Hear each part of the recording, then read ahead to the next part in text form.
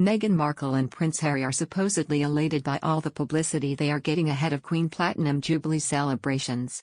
Richard Eden, the diary editor at the Daily Mail, said that the couple are likely loving all the speculation about their attendance. He told Mail Plus Palace Confidential that the back and forth was becoming an attempt to overshadow the Jubilee. Mr. Eden suggested that, in the end, the couple will probably not come. The royal expert said, "I really get the impression that Harry and Meghan are loving all the speculation about whether they'll come for the Jubilee or not. What should be the wonderful celebrations of the Queen's amazing long reign, instead it's sort of become this saga or will they won't they come." He continued, "Who cares? Just stay away, honestly. It's becoming an attempt to overshadow the Jubilee. I get the impression they probably won't come. They want us to indulge in this speculation as long as possible." Daily Mail's editor-at-large, Richard Kay, agreed with Mr. Eden's assessment, adding, "I would be most surprised to see them on that balcony. On the other hand, it could be an olive branch from the Queen and Prince Charles to try and get Meghan and Harry back on side." More than 800 events are planned over 4 days, including the weekend and 2 bank holidays, to mark the Queen's 70 years on the throne.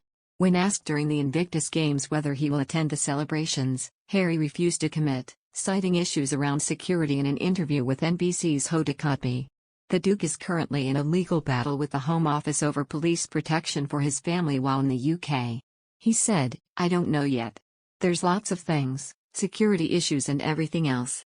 So this is what I'm trying to do, trying to make it possible that, I can get my kids to meet her."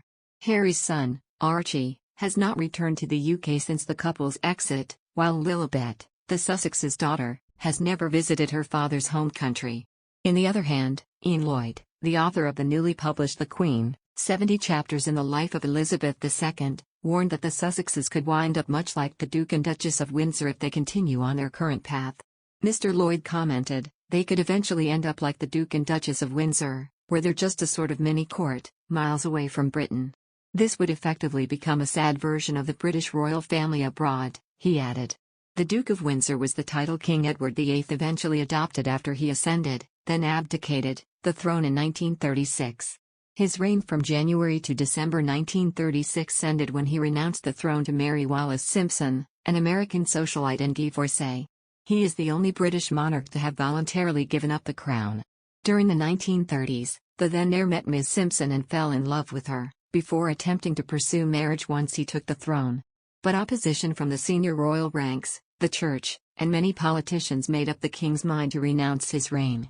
As George VI took over as sovereign, he granted his elder sibling the title of Duke of Windsor, although the Duchess, once she married Edward, was not permitted to use an HRH title. The couple then spent the rest of their marriage and lives together, living in Europe and occasionally returning for the odd royal engagement. The similarities between the Windsors and the Sussexes, Mr. Lloyd predicted, could mean that Harry's decision to remove himself from the firm for love and live overseas may come back to bite him in years to come.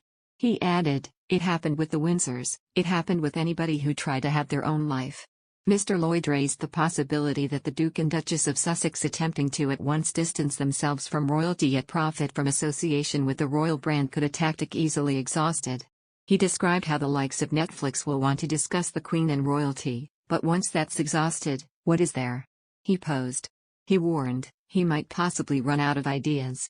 The Duke and Duchess signed a deal with streaming giant Netflix in September 2020, just months after breaking with the royal family. But Prince Harry's attraction to the likes of Netflix depends on his association with the royal family, Mr. Lloyd claimed. He remarked, "I think he will try and keep in touch." He described how continued links to the royal family boosts his, Harry's, own image, adding, "He still needs to remember those roots."